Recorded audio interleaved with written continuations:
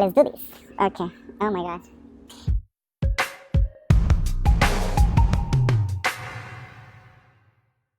How'd you struggle figuring out how to make and decorate your bathroom? Well, today I'll take you to my favorite place to answer most of the common questions and to give you very important information and tips to make this task successful and also frustration free.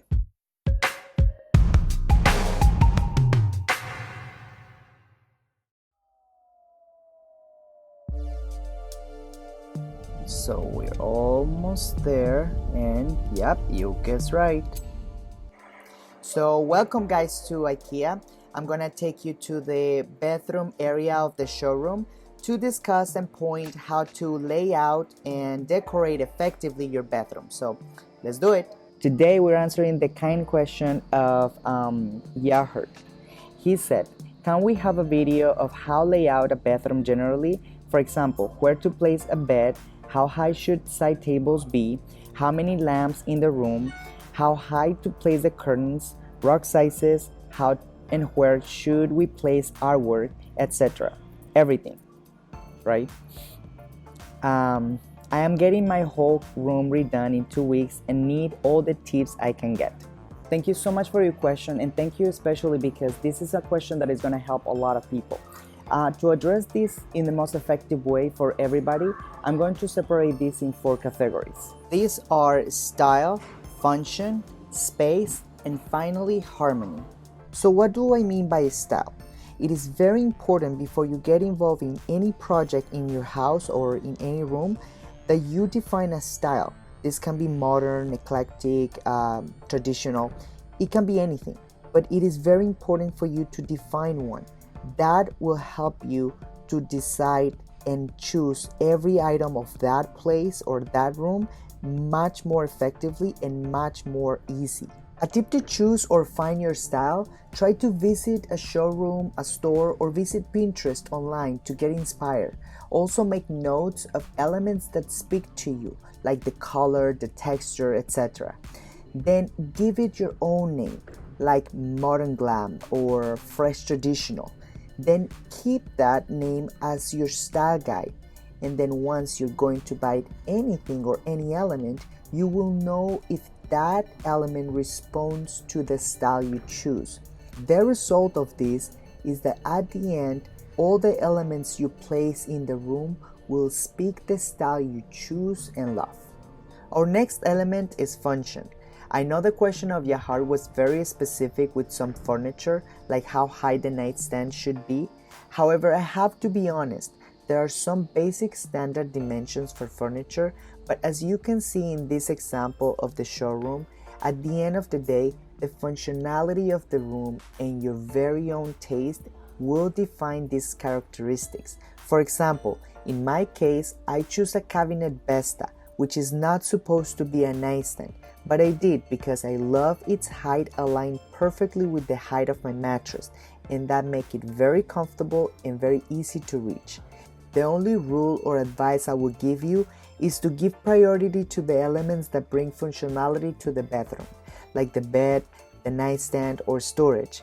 Address these elements and that will create a very successful and very easy to organize room. Our next element to address is space. Most of us struggle with the amount of space available in our homes, but it doesn't have to be an inconvenience. As you can see in the examples of IKEA showroom, which by the way they do an amazing job, there are infinity possibilities to solve our issues of space. The key for this is the last element we talked about. Once you focus your attention to the elements that have function, then you will discover how much space you actually have. In addition to that, if you feel you're running out of space, you can be as creative as you want. You can position the furniture in a non-conventional way, as long as it works for you. It's right. Also, you can use non-conventional storage solutions, like full height cabinets, so you can use all the space that you want, or wall-mounted cabinets, so the circulation is not compromised, or multifunctional furniture, like sofa bed or collapsible desk or under the bed storage. As they said, necessity is the mother of creativity, so go for it. The last but not least element we will talk about is harmony. What I mean by that, it's more than just decoration. I am talking about elements that keep adding to the space by complementing the main purpose of the room.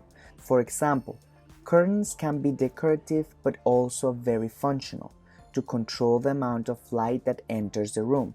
Yahor asked me how high to place the curtains. As I mentioned, as long as it functions, it's right. But now that we're talking about harmony, we need to add two extra elements to achieve this. Those are contrast and proportion.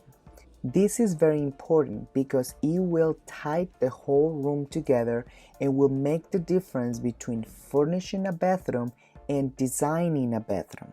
The use of contrast can be interpreted mostly by the textures and colors. These balance the way we perceive the space. For example, the color of the wall can contrast the color of the cabinets. The material of the bedding can contrast the material of the rug. This takes us back to our first step, which hopefully you have some extra examples to replicate and use in your own space. Now, proportion can be interpreted mostly for the size of the room versus the elements you use. For example, back to the curtains, even though where I live the windows are very small, I use full-size curtains that covers the entire wall. Even I used to let them collect in the ground, and that's okay.